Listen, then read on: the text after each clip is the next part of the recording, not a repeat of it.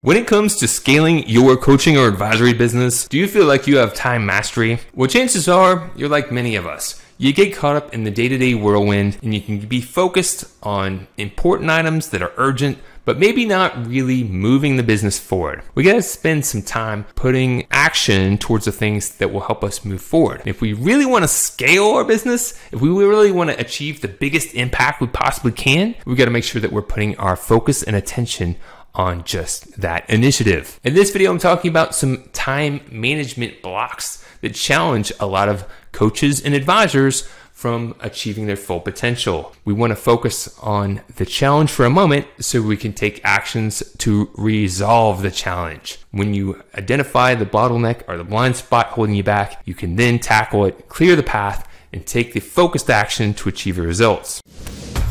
Welcome to Growth Amplifiers, where we showcase the best tips, resources, and tools to amplify and scale your business. One of the challenges we have here is a lack of priorities. A lot of times people are trying to get everything done. They're checking off their to-do list. They're looking at their emails. They're getting notifications from their staff, from their clients, and it can be a lot of overwhelm. And a lot of times the urgent things are pulling our attention. This needs to be done. This should be done. This gotta be done. It's a lot, but we can't let everything have the same level of importance.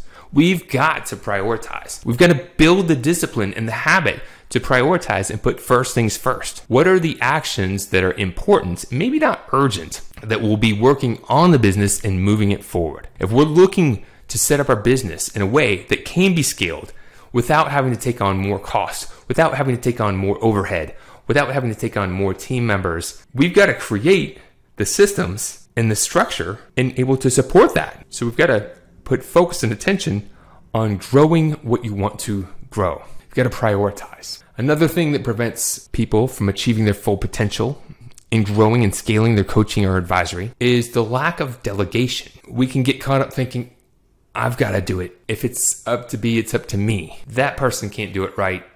It's too complicated for someone else to do. I've got to get it done. Well, here's the thing. Regardless of how challenging it is, it can be systemized in such a way where you can pass it off. There are plenty of businesses that run where the owner isn't working in the business. They've built systems in such a way where people run it for them. You're the captain of the ship. If you want to build a business that runs without you, and you're the guide, and you're the coach or advisor that cultivates transformation and builds a team of others that can cultivate that transformation, then you need to focus on delegating the things that you don't have to do. You've got to get out of the mindset of you've got to do everything. Delegation is easy when we know, oh, it's just a little task work, I can delegate that. It becomes more challenging when it comes to coaching or advisory. But if you have a framework, if you follow a system, you can guide others to cultivate transformation and be great coaches and advisors. They don't need all the knowledge and expertise that the master guide does. They need to be able to follow a process to guide people to a destination. And that can be created, and you can delegate that to those on your team. And last but not least is the lack of systems and automation. If we don't have the systems that people can follow to cultivate that transformation, it's going to be hard to delegate some of those things. If we don't have automation set up and we're doing everything manual, that's taking a lot of time and energy from either ourselves or from our team. Cool thing is, if you've got a process that can take someone who's coming in and guide them through a journey, you can systemize it. You can automate a lot of that.